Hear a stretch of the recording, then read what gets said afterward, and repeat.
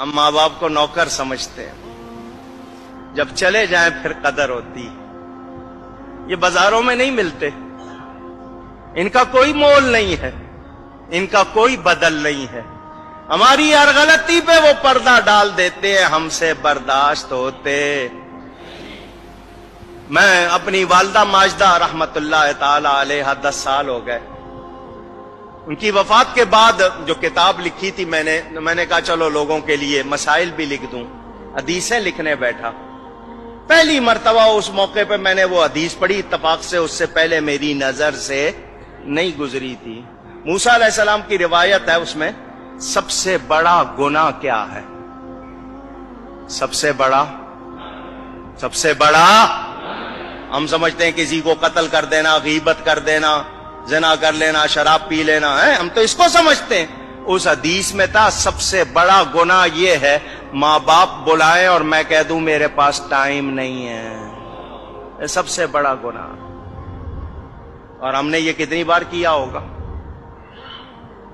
ہم تو آرڈر چلاتے، ماں کو کہہ دیں گے صبح اتنے بجے مجھے ناشتہ چاہیے، میرے کپڑے چاہیے، میرے دوست آ رہے ہیں، یہ پکڑنا چاہیے۔ ماں یہ نوکر ہے۔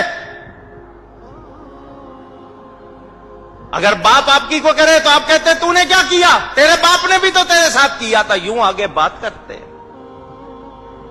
یہ گھروں میں خرابیاں اسی لیے آئی ہیں کہ تربیت۔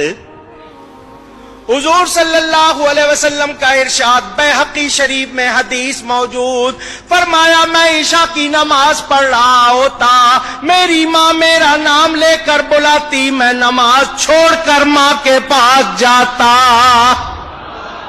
کتنا بڑا پیغام میرے آپ کے لیے۔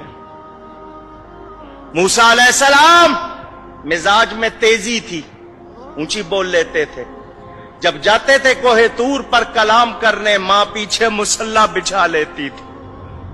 یا اللہ میرے موسیٰ کے مزاج میں تیزی ہے، بات کرتے ہوئے آواز اونچی ہو جائے تو معاف کر دینا۔ نبی تھے وہ، معصوم۔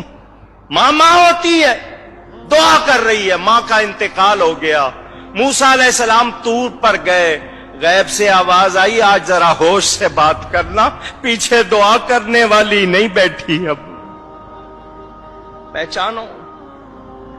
پہچانو ہمارے گھروں میں بے برکتی اسی لیے ہے کہ ہم نے ماں باپ کی قدر بھلا دی۔